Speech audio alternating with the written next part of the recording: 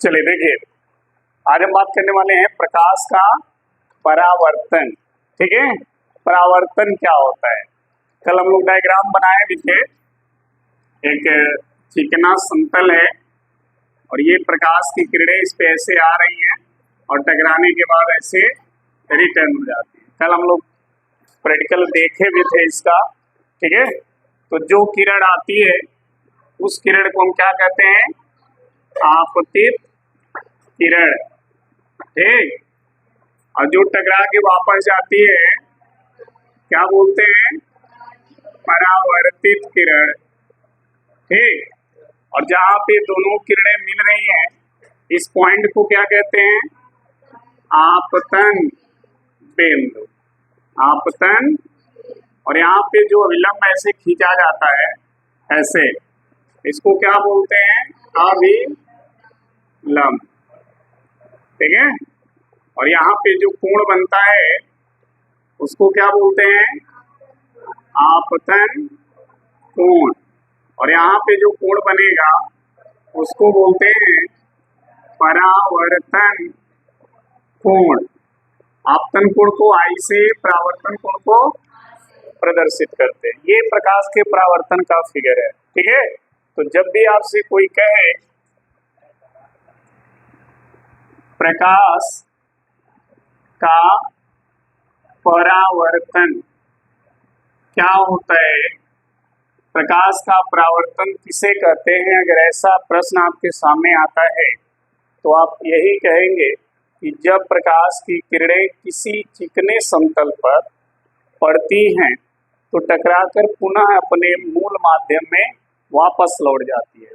ये जो लाइन खींची गई है जो चिकने समतल का काम कर रहा है, ये लाइन के ऊपर अलग माध्यम है और उसके नीचे अलग माध्यम है, तो उसी माध्यम से आई, टकराई और फिर उसी माध्यम में वापस लौट गई। जैसा कि अगर हम इधर से दौड़ते जाएं, सामने दीवार है, टकरा करके फिर इधर गिर जाए, तो ये हो गया परावर्तन। ठीक है, कभी आपके घर में दीवार है और दौड़ के जाके लड़िएगा, फिर देखिएगा कि इधर आपका परावर्तन हो रहा है कि अपवर्तन हो रहा है। क्या होगा आपका, जिधर दौड़ के जाएंगे फिर उधर गिरेंगे भी। लेकिन अगर दीवार को तोड़ के उस पार चले गए तो हो जाएगा अपवर्तन। ठीक है, तो आगे हम लोग पढ़ेंगे। तो प्रकाश की किरणें इस चिकने समतल पर पड़ी और फिर इससे टकराकर उधर ही क्या हो गई, वापस हो गई, तो इसी घटना को क्या कहते हैं, प्रकाश का परावर्तन। लिखेंगे, जब प्रकाश की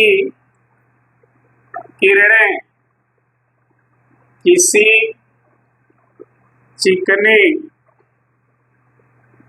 समतल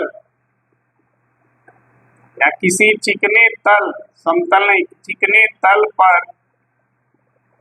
पड़ती हैं तो उससे टकराकर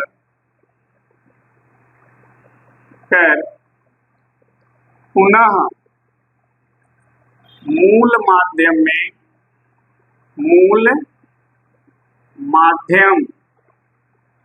में वापस क्या होती हैं, लौट जाती हैं। इसी घटना को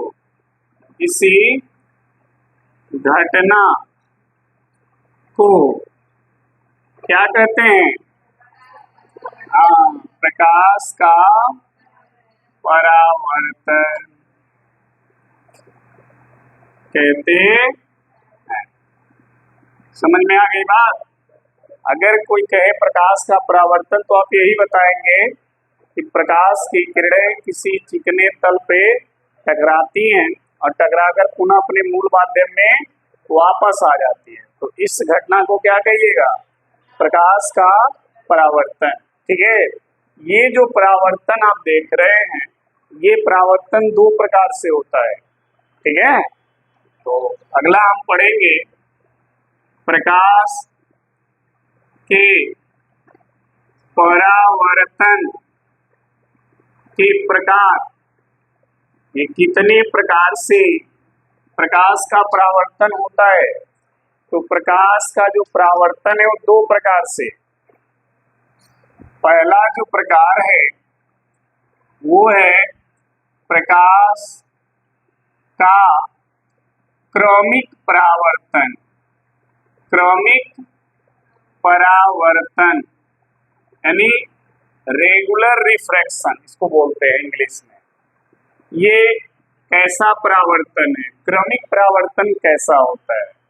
क्रमिक परावर्तन में प्रकाश की जो किरणें हैं वो तल पर एक निश्चित दिशा में आएंगी, फिर टकराएंगी और फिर एक निश्चित दिशा में वापस चली जाएंगी। तो इसको हम बोलते हैं क्रमिक परावर्तन। क्रम से आएंगी, टकराएंगी, फिर क्रम से ही, इसीलिए उसका नाम रखा गया क्रमिक परावर्तन।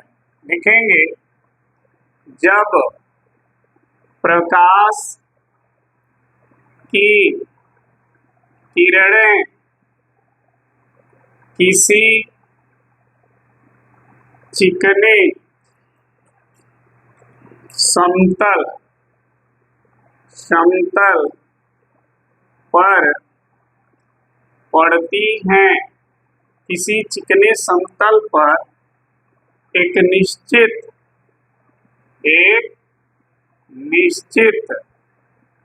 दिशा में पड़ती हैं और उससे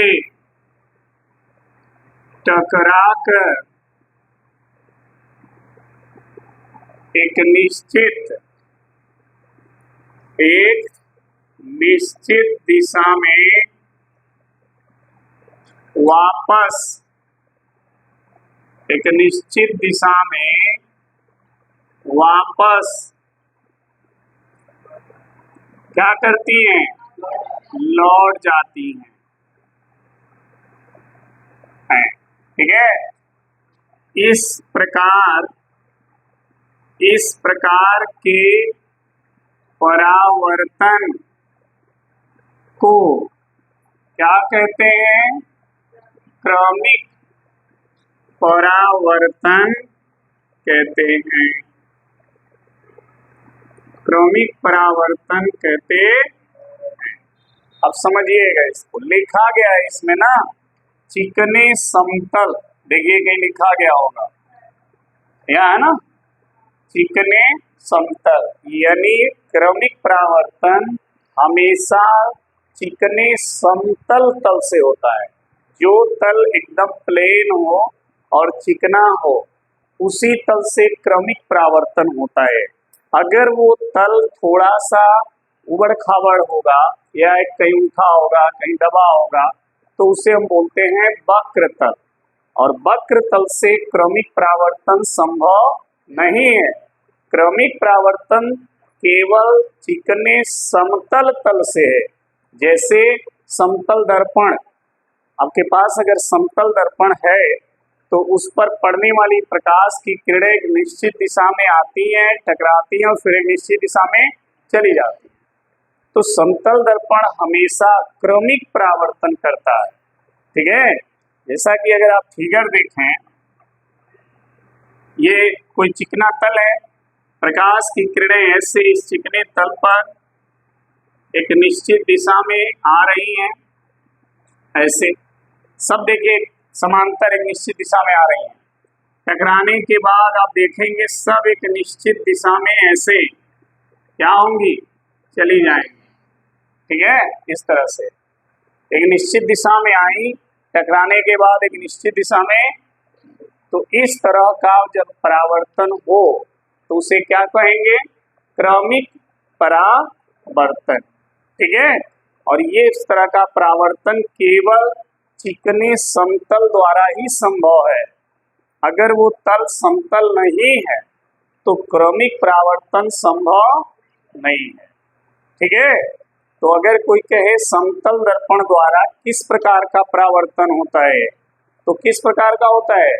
क्रमिक परावर्तन होता है। समतल दर्पण द्वारा क्रमिक परावर्तन होता है।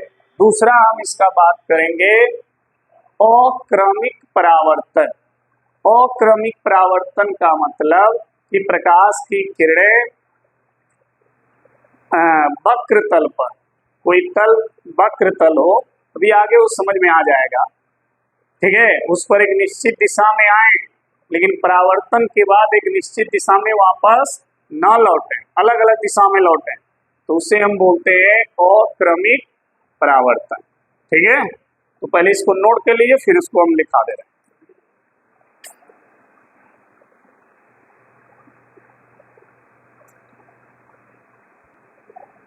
अब हम बात करेंगे अक्रमिक परावर्तन। अक्रमिक परावर्तन क्या होता है, अब हम उसकी चर्चा करेंगे। ठीक है, देखिए अक्रमिक परावर्तन, इरेगुलर रिफ्रैक्शन क्या होता है समझिए। जब प्रकाश की किरणें किसी चिकने वक्र तल पर एक निश्चित दिशा में आती हैं लेकिन टकराने के बाद अलग अलग दिशा में चली जाती हैं, इस तरह के परावर्तन को अक्रमिक परावर्तन कहते हैं। इस तरह का जो परावर्तन होता है वो गोलीय दर्पण से होता है, पढ़े होंगे हाई स्कूल में गोली दर्पण, ठीक है। तो इस तरह का परावर्तन जो होता है वो गोली दर्पण से होता है, ठीक है। आगे हम सब पढ़ेंगे, दर्पण वगैरह सब पढ़ेंगे, तो लिखेंगे जब प्रकाश की किरणें किसी चिकने वक्र तल पर एक निश्चित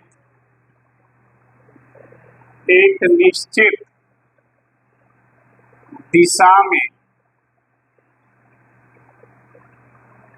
पड़ती हैं तथा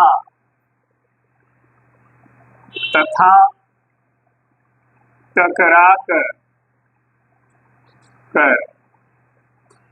भिन्न भिन्न दिशा में चली जाती है,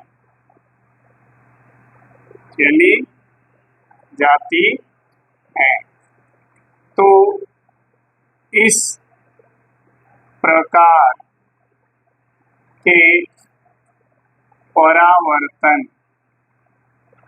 को क्या कहते हैं, अक्रमिक परावर्तन कहते हैं, ठीक है। अक्रमिक परावर्तन, वक्र तल क्या होता है, जब किसी वस्तु की आकृति इस तरह से हो, ठीक है, इसको बोलते हैं हम वक्र तल, और ये चिकना हो, ऐसे तल पर अगर प्रकाश की किरणें आ रही हैं तो प्रकाश की किरणें एक निश्चित दिशा में आएंगी, अलग अलग दिशा में नहीं आती हैं, आती एक निश्चित दिशा में है, ठीक, लेकिन टकराने के बाद अलग अलग दिशा में चली जाएंगी। इस तरह का अगर तल होगा तो यहाँ टकराई ऐसे चली गई, यहाँ टकराई ऐसे चली गई, यहाँ टकराई ऐसे हो गई, यहाँ टकराई ऐसे हो गई, ठीक। तो देखिए आने का तो इनका दिशा एक है, लेकिन जाने का जो दिशा है टकरा करके वो क्या है, अलग अलग है। तो इस टाइप का जो परावर्तन होता है उसको हम बोलते हैं अक्रमिक परावर्तन। तो परावर्तन दो प्रकार का, एक क्रमिक जिसमें प्रकाश की किरणें एक निश्चित दिशा में आएंगी, टकराएंगी और फिर एक निश्चित दिशा में वापस लौट जाएंगी। यह केवल समतल दर्पण द्वारा संभव है, या कोई तल समतल हो, चिकना हो, उसके द्वारा संभव है। लेकिन ये जो परावर्तन आप देख रहे हैं अक्रमिक, इसमें प्रकाश की किरणें निश्चित दिशा में आएंगी, लेकिन टकराने के बाद भिन्न भिन्न दिशा में चली जाती है। इसलिए इस प्रकार के परावर्तन को अक्रमिक परावर्तन कहते हैं। इस तरह का परावर्तन जब कोई तल वक्र के रूप में हो, ठीक है, इस तरह से हो और चिकना हो, तो उस तल द्वारा इस प्रकार का परावर्तन संभव होता है। जैसे गोली दर्पण, गोली दर्पण भी इसी तरह का तल बनाता है, ठीक है। इसलिए गोली दर्पण द्वारा अक्रमिक परावर्तन होता है और समतल दर्पण द्वारा क्रमिक परावर्तन होता है। तो हम लोगों ने हाई स्कूल में तो सिर्फ और सिर्फ परावर्तन पढ़ा था। यहाँ पर हम जाने कि परावर्तन भी दो होता है, एक क्रमिक और एक अक्रमिक। अगर आपसे कोई प्रश्न करे कि समतल दर्पण द्वारा किस प्रकार का परावर्तन होता है, तो कैसा होगा? क्रमिक परावर्तन। और आपसे यदि कोई कहे गोली दर्पण द्वारा किस प्रकार का परावर्तन, अक्रमिक परावर्तन। अगर आपसे कोई कहे क्रमिक परावर्तन होता क्या है, तो आप यही कहेंगे कि जब प्रकाश की किरणें एक निश्चित दिशा में आए, टकराएं और फिर एक निश्चित दिशा में वापस हो जाएं, ठीक है, तो वो क्रमिक है। लेकिन जब एक निश्चित दिशा में आए, टकराएं और अलग अलग दिशा में चली जाएं, तो वो हो जाता है अक्रमिक परावर्तन, ठीक है। तो नोट कर लीजिए इसको फटाक से, ठीक है। ये तो प्रकाश के परावर्तन के प्रकार हमने पढ़ा, क्रमिक परावर्तन और अक्रमिक परावर्तन क्या होता है, या क्रमिक परावर्तन किससे बनता है, अक्रमिक परावर्तन किससे होता है, ठीक है। लेकिन अब जो बात करने वाले हैं वो है प्रकाश के परावर्तन के नियम या शर्तें। क्योंकि एग्जाम में कई बार लिख देता है कि प्रकाश के परावर्तन की शर्तें लिखिए, और हम आप पढ़ के जाते हैं प्रकाश के परावर्तन का नियम, तो शर्तें पूछ दिया और नियम पढ़े हैं तो छोड़ देते हैं, ये सोच के कि गुरुजी हमारे नियम पढ़ाए थे तो शर्त पूछा है। लेकिन हम आपको बता दें कि दोनों बात एक ही है, चाहे नियम कहे या शर्त कहे, दोनों एक ही चीज होता है, ठीक है। तो शर्त कहे तो छोड़िएगा नहीं, लिखिएगा क्या, नियम, और नियम कहे तब तो नियम है ही, ठीक है। तो ध्यान रखिएगा, प्रकाश के परावर्तन के नियम, और इसी को ब्रैकेट में लिख दे रहे हैं क्या, शर्तें, ठीक है। अब नहीं दिक्कत होगा। चलिए, क्या नियम क्या शर्तें हैं, तो प्रकाश के परावर्तन के दो नियम और दो शर्तें हैं। पहला नियम समझिएगा, पहला नियम है आपतित किरण कामा परावर्तित किरण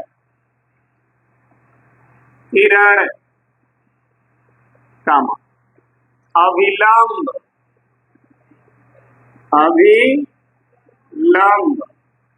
और क्या आपतन बिंदु, सब है ना, आपतन बिंदु सभी एक तल में होते हैं।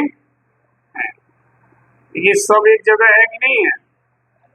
आपतित किरण यही, परावर्तित किरण भी यहीं से, अविलंब भी वहीं पर, और ये बिंदु भी वहीं पर, तो सभी एक तल में होते हैं। ये पहला नियम या पहला शर्त है। दूसरा नियम या दूसरा शर्त समझिए, जो आपतन कोण होता है आई, वो हमेशा और हमेशा परावर्तन कोण आर के क्या रहेगा, बराबर रहेगा। जितने डिग्री का आपतन कोण होता है उतने डिग्री का परावर्तन भी होता है। अगर परावर्तन हो रहा है प्रकाश का, तो हर कंडीशन में ये दोनों कोण क्या रहेंगे, बराबर। अगर आपतन कोण 30 है तो परावर्तन भी 30 रहेगा, या परावर्तन 40 है तो आपतन भी 40 रहेगा, ठीक है। तो दूसरा नियम कहता है आपतन कोण सदैव परावर्तन कोण के क्या होता है, बराबर होता है। ये दोनों हमेशा बराबर होंगे, यानी कोण आई बराबर कोण आई। यही दो नियम और दो शर्तें हैं, ध्यान रखिएगा इस बात को, ठीक है। नोट करिए फटाफट। चले देखिए, अब जो हम बात करने वाले हैं वो है दर्पण, ठीक है। दर्पण क्या होता है ये जानना बहुत जरूरी है। इसका काम खत्म हो गया, अब बात होगी किसकी, दर्पण की। दर्पण को इंग्लिश में क्या कहते हैं, मिरर, है ना। क्या होता है मिरर हो, अगर हम आपसे कहें दर्पण किसे कहते हैं, क्या बताओगे। जिसमें हम अपने आंटी को देखते हैं, हाँ, अपनी आकृति को, हमको लगा जिसमें हम अपने आंटी को देखते हैं। चल, अपने आकृति को देखते वो दर्पण है, ठीक है। और किसी का कोई डिफिनेशन बताओ भाई। दर्पण, दर्पण जान रहे हो ना, हाँ, बताओ क्या होता है दर्पण, किसे कहते हैं दर्पण, बोलो जी।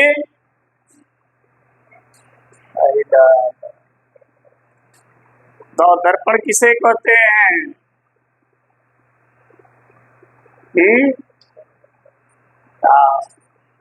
रोज कोई के सामने खड़ा होके पुट्टी पालिश मारो और वही के ना बता पाओ, हैं, सही नहीं, दर्पण ना बता पाओ, इतना अजीब बात है।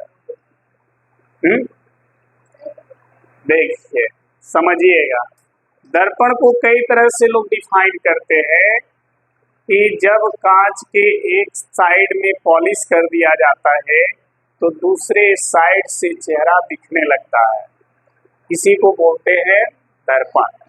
लेकिन हम आपसे बता दें कि वह वस्तु, बाबू सुन ला, वह वस्तु जिसका परावर्तन 100% हो, 100% हो, उसे क्या कहेंगे, दर्पण। सिंपल सी बात, हर वस्तु से प्रकाश की किरणों का परावर्तन 100% नहीं होता है। 100% का मतलब समझिए, मान लीजिए कोनो वस्तु है, ये पे 4 गो प्रकाश की किरण ऐसे आके हचर हचर पड़ गई, ठीक।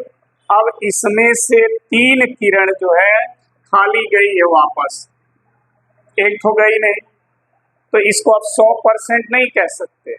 100% कब कहेंगे, जब चारों वापस जाएंगे, जितना आई उतना, अरे घरे 100 आदमी यहाँ और 100 खा गए, तो आप क्या करते हो, सभी लोग खा चुके, यानी 100% भोजन हो चुका। लेकिन अगर उमन से एक ठो भी ना खाई तो आप उसको कभी भी 100% नहीं कह सकते। 100 नंबर पेपर का होता है, अगर 99 नंबर लाओगे तो उसको 99% कह सकते हो, लेकिन 100%। लेकिन जब 100 में 100 नंबर पा गए तो 100%। समझ में आ गई बात। उसी तरह से अगर 4 किरण इस पर पड़ी और चारों यहाँ से वापस चली गई टकरा करके, तो हम कहेंगे कि इसका जो परावर्तन है वो 100% है। तो दर्पण को छोड़ करके हर वस्तु से प्रकाश का परावर्तन 100% नहीं हो पाता है। 10 आएंगी, 9 चली जाएंगी, लेकिन एक जो है वो वस्तु खींच लेगा। लेकिन दर्पण ही एक ऐसी वस्तु है जो जितना आएगा सबको रिफ्लेक्ट कर देगा। इसीलिए हम कहते हैं कि वह वस्तु जिसका परावर्तन कितना हो, 100% हो, 100% हो, उस वस्तु का नाम क्या है, दर्पण। और ऐसे वस्तु बनाई जाती है कैसे, कांच के एक तरफ पॉलिश कर दी जाती है, किसका, चांदी का। चांदी का पॉलिश करके एक तरफ, दूसरे तरफ से चेहरा आप देखते हैं, ठीक है, तो वो क्या बन गया, दर्पण। क्लियर है ना। तो अब ये ना कहिएगा दर्पण नहीं जानते हैं, जो पूछे फट से ना उसके मुंह पे बोल लेना, ठीक है। क्या बोलोगे, देखो, वह वस्तु जिसका, किसका, जिसका परावर्तन कितना हो, 100% हो, ठीक है, हो, उसे क्या कहते हैं, दर्पण कहते हैं। समझ में आ गई बात, उसे दर्पण कहते हैं। यह वस्तु, ये जो वस्तु है दर्पण, यह वस्तु कांच के टुकड़े के एक तरफ चांदी का पॉलिश, चांदी का पॉलिश करके बनाया जाता है। सुनना है बात, जब कांच के टुकड़े के एक तरफ चांदी का पॉलिश कर देंगे तो वह कांच का टुकड़ा क्या बन जाएगा, दर्पण, ठीक है। तो इस तरह से दर्पण को बनाया जाता है। अब ये दर्पण भी दो प्रकार के होते हैं, एक होता है समतल और दूसरा होता है गोलीय। तो लिखेंगे दर्पण के प्रकार, टाइप्स ऑफ मिरर।